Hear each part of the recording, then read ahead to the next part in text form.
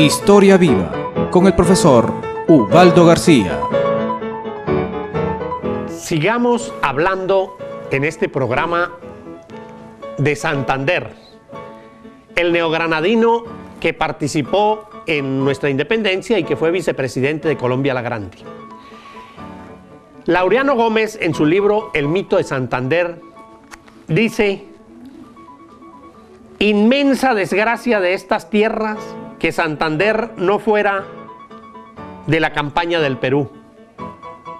Se quedó en Bogotá mandando. Mandar para él fue adular, intrigar, insultar en infinitos periódicos, fusilar, fomentar la discordia y los partidos, crear luchas religiosas, dividir a los colombianos. Es muy crítico, amigos televidentes, Laureano Gómez con Santander.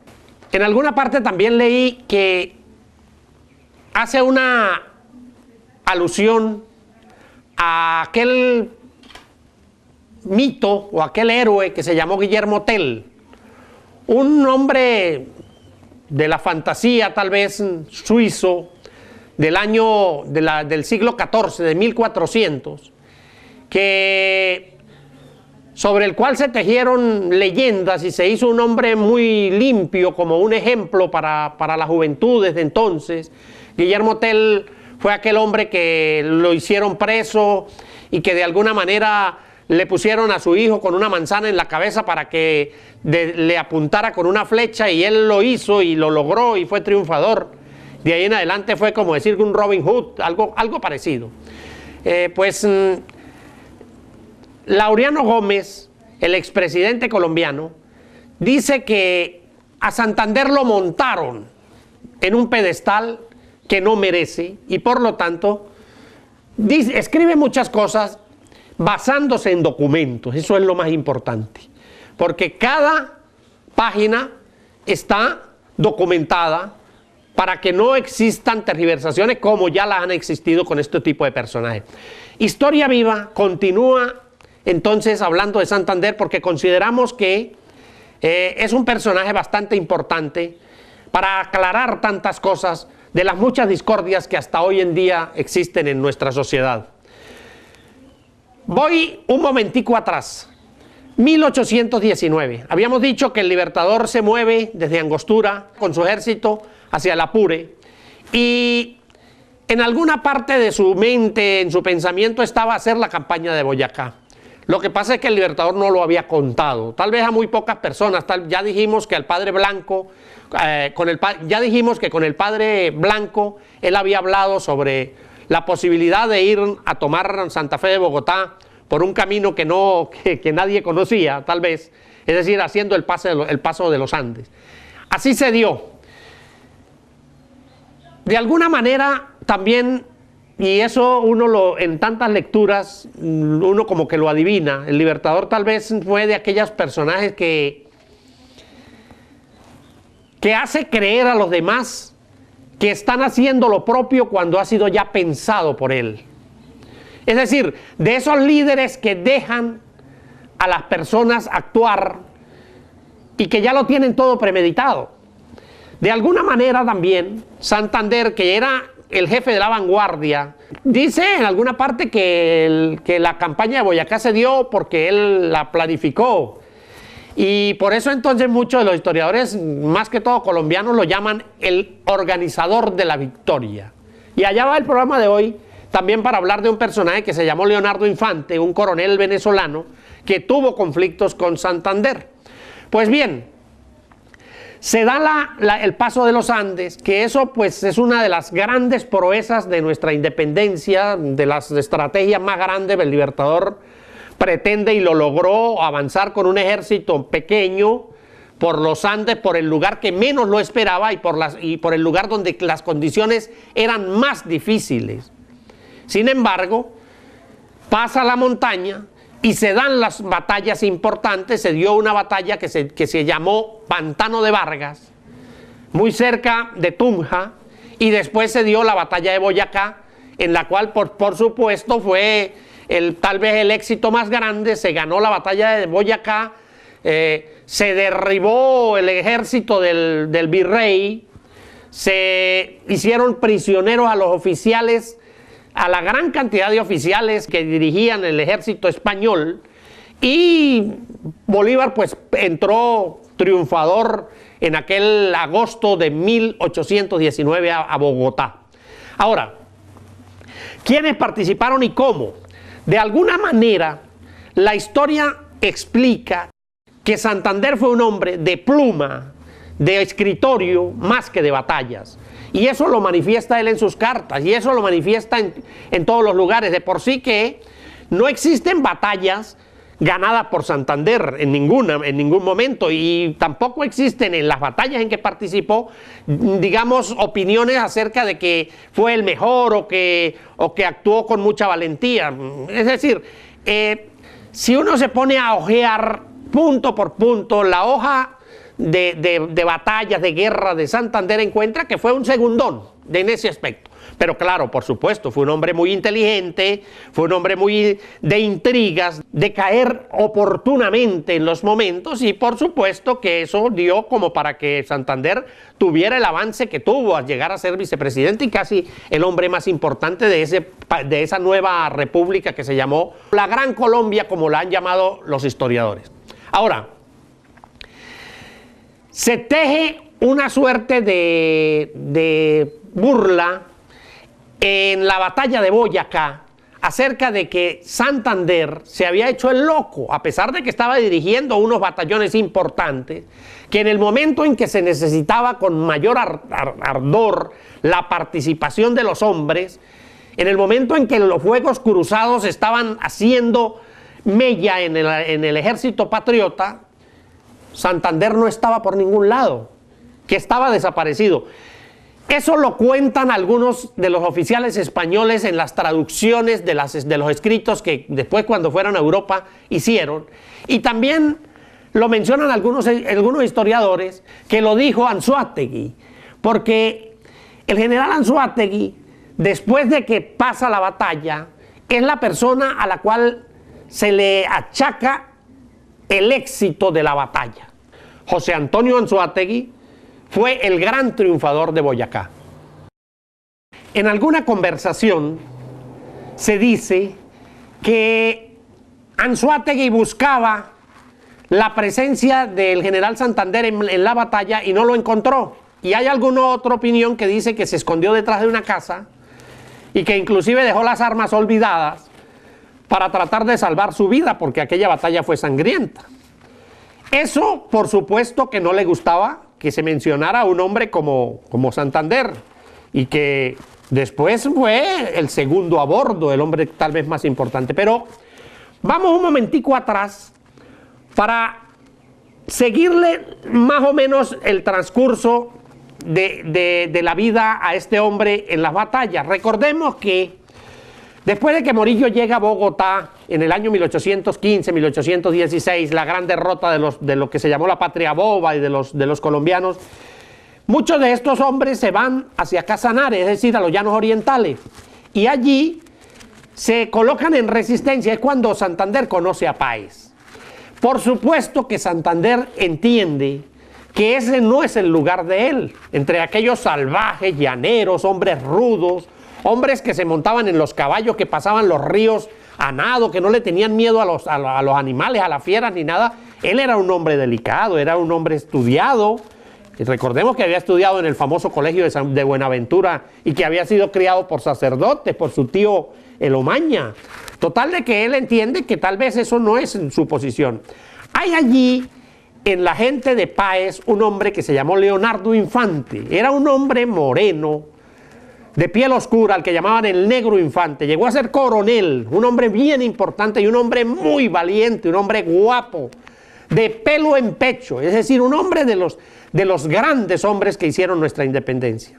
Ese Leonardo Infante, dicen que una vez se le acercó a Santander y lo retó a que se montara en un caballo cerrero, en un potro cimarrón. Y por supuesto que Santander no era hombre de aquello, y que aquello sirvió de burla. Ya vemos después, Santander dice, no, este no es el sitio mío, se va en busca del Libertador, el Libertador lo coloca en posiciones administrativas, es decir, en llevando los papeles, porque también hacía falta hombres de ese tipo, no solamente guerreros, y es cuando pues se dan los avances y llega a ocurrir lo que ocurrió, que se hace vicepresidente en el Congreso de 1821 en Cúcuta, se nombra a Santander vicepresidente de Colombia la Grande, es decir, el segundo hombre más importante. Y entonces vienen algunos problemas, en el sentido de que esos resquemores, porque Santander fue un hombre de intrigas, que moría callado, que era zorro viejo, y que los llaneros se reían de él porque él le huía a la pólvora o a los tiros, pues tal vez en su interioridad decía, ya los agarraré, tranquilos que ya los capturaré.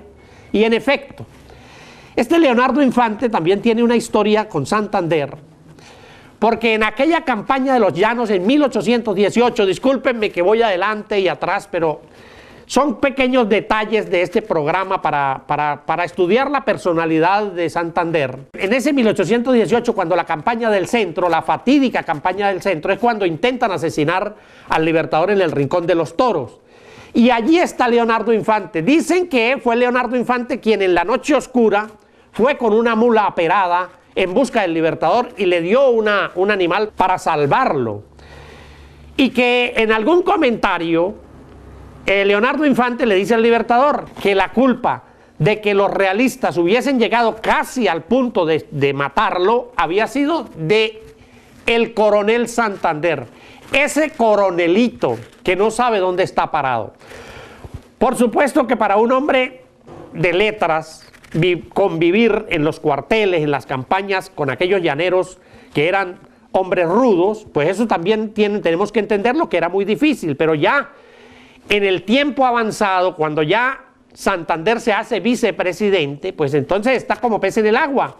Por eso se dice que él no volvió más a batallas, no volvió más a escuchar tiros, por lo menos en guerras, y que se entregó a su gobierno, a hacer gobierno y a intrigar y a causar problemas, porque esa es la verdad, eso dicen los documentos. En esa campaña que se hizo a Carabobo, hay infinidad de cartas donde el Libertador le pide dinero, le pide hombres, le pide armas, y pareciera ser que no quería, o bueno, por lo menos se hace el duro dentro de la normativa también, porque era un hombre leguleyo, que le gustaba que todo estuviera dentro de la norma, pero dentro de la norma de él, porque se sabe que violó las leyes infinidad de veces, pero bajo la sombra del poder, que era lo que más le interesaba. Hay una versión que dice que le interesaba el poder desde el punto de vista del dinero, y porque lo de él era tener cómo vivir, cuando el Libertador tenía otra mentalidad. Pues volvamos a Leonardo Infante. 1823, aparece un hombre muerto en la Bogotá de entonces, debajo de un puente, un hombre de apellido Perdomo, un capitán del ejército, y de alguna manera al atardecer de ese día apresan a Leonardo Infante. Leonardo Infante ya había sido un hombre de guerra que había participado en diferentes batallas, inclusive fue al sur, estuvo en Bomboná, estuvo en las batallas en el año 1814, estuvo en las campañas. Es uno de los 150 hombres de las queseras del medio, de los 150 valientes que fueron capaces de derrotar al ejército de Morillo allá con Páez en las queseras del medio. Él es uno de esos hombres, total de que es un gran hombre desde el punto de vista de su hoja de servicios. Pero también dicen que Leonardo Infante era rudo, que era de un humor muy negro, en el sentido de un mal humor, que era un hombre de chanzas fuertes, que era machista y que de repente también se emborrachaba, que era parrandero, y de alguna forma fue a vivir a Bogotá en ese año 1823. Cuando aparece el muerto que digo, un muerto que aparece apuñaleado, entonces dicen que fue él, lo detienen y le hacen un juicio. Detrás de ese juicio está el general Santander, que era el vicepresidente, porque de alguna manera era la hora de cobrarse. Y que Leonardo Infante con sus chanzas pesadas le gritó: ¿desde cuándo no te escondes en la casa de teja? Recordando lo que había pasado en Boyacá unos años atrás. Y que Santander se lo tragó, pero en el fondo dijo, ya me vengaré de esta. En efecto, el momento llegó. Acusaron a Infante de que era el culpable del asesinato del capitán Perdomo.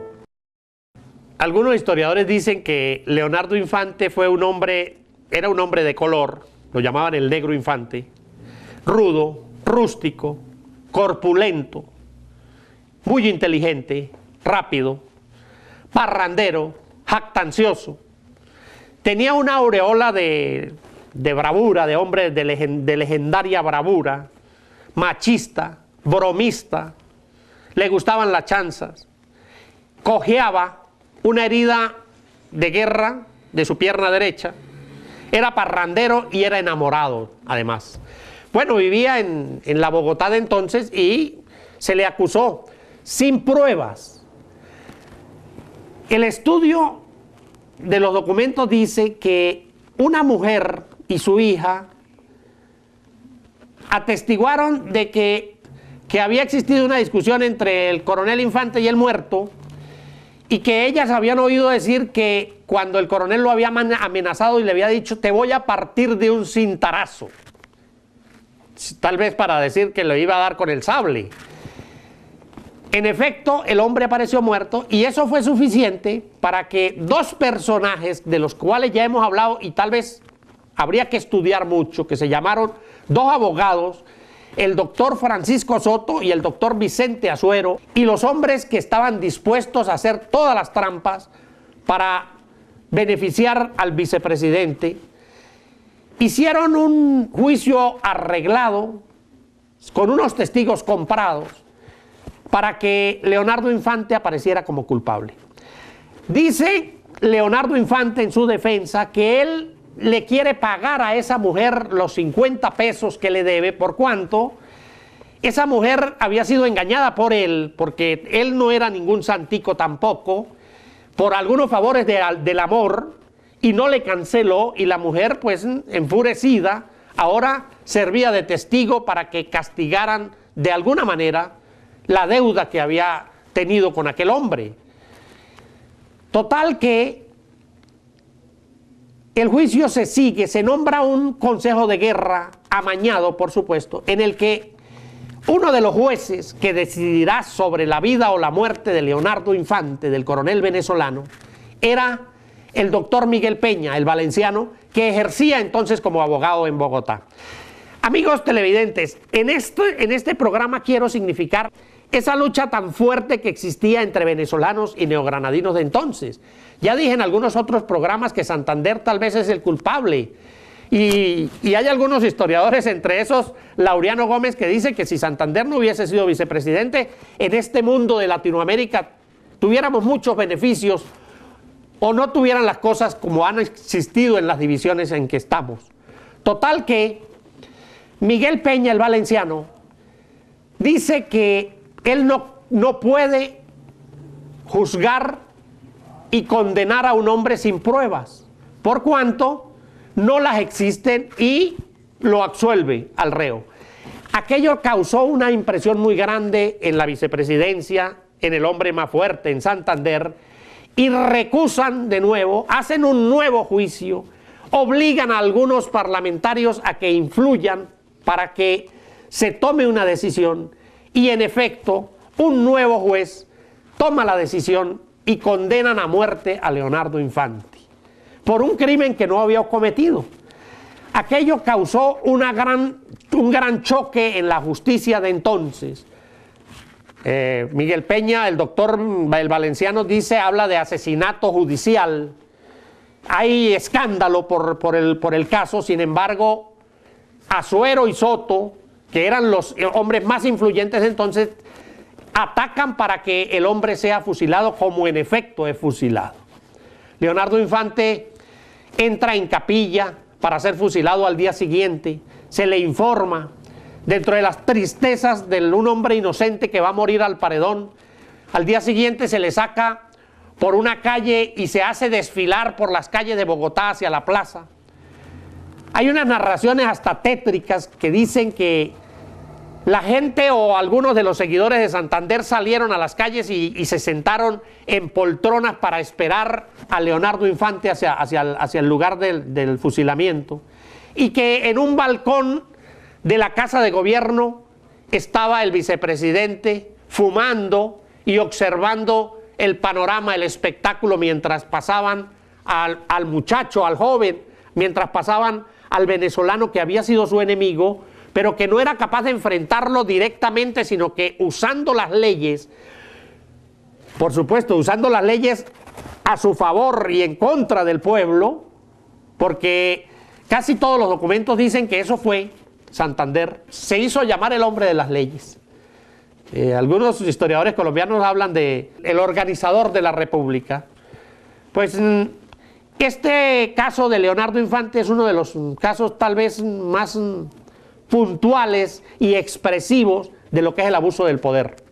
Pasaron al reo, lo colocaron sobre la banquilla, dicen que se sentó, se desabrochó su chaqueta y pidió permiso a Francisco Soto, que lo acompañaba, para hablar, y que le gritó a algunos congresantes que estaban en el lugar, le dijo: ustedes están allí gracias a los hombres como yo, que dimos la sangre para lograr la independencia.